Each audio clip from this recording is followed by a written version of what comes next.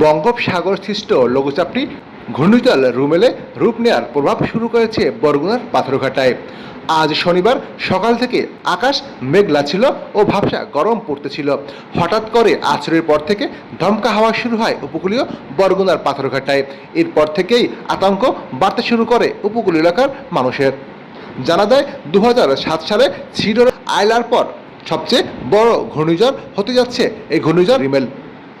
এখানে এখন অনেক বন্যা বন্যা চলতে আছে, অনেক পানি হয়েছে। পানি হইলে আমরা রাস্তার উপরে উড়ি, পানি দেখে রাস্তার উপর উড়ি, রাস্তার উপর থাকি। টঙ্গের ভিতরে রান্না বাড়া খাওয়া দাওয়া সব লাকড়ি দিয়ে রান্দা, কারেন্ট গ্যাসও নাই, কারেন্ট চুলো দিয়ে রান্ধি, লাকড়ি দিয়ে লাকড়ির চুলায় রান্না করি। রান্না বাড়া খাওয়া থাকা সব ওই টঙ্গে সব স্বামী স্ত্রী আমরা দুজন থাকি। ভয় লাগে, অনেকই ভয় লাগে। এই যে বন্যা আসতেছে অনেকই ভয় লাগে, আমার খুবই ভয় লাগে আমাকে। এখন তো এই মাল জিনিস নিয়ে মানুষের বাড়ি, মাল জিনিস নিয়ে মানুষের বাড়ি, তুমি যেটুই আছে সেইটু রান্না বাড়া খাওয়ার দুইটা সাইডেও তো মাল জিনিস আছে, দুইটা সাইডে মাল জিনিস মানুষের বাড়ি নিয়ে রাখতে হবে আমাকে। এই বিকেলই নিয়ে রাখতে হবে বস্তা ভরি, নাহলে পরক্ষণে গেলে কোনখানে আল্লাহ যদি আশ্রয় কেন্দ্র দেয় তাহলে থাকবো কোথায়? ওগুলো নিয়ে যেতে হবে আমাকে, নাহলে কয়টা কিনবো কাল আমরা। মতো ভয়াবহ হবে, এই জন্য আমরা আতঙ্কের ভিতরে আছি। আমরা আশ্রয় কেন্দ্রে চলে যাব। আমরা এই নদীর পাড়ে থাকি, নদীর পাড়ে তো বন্যা হইলে আর থাকা যাবে না।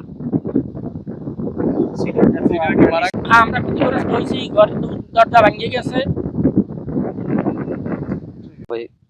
কোনো আশ্রয় কেন্দ্র নাই, এনে তার কাছে কোনো কিছু না। আতঙ্ক তো ভালোই আতঙ্ক আছে। এর আগের ভিড় তো সবকিছু হারাইছি, ভিড় তো এই অবস্থা হইতেছে। জাল ধরি আছে, নৌকা তুম আছে, কোনো হানে কিছু তো যে থমু এমনও কোনো জায়গা নেই।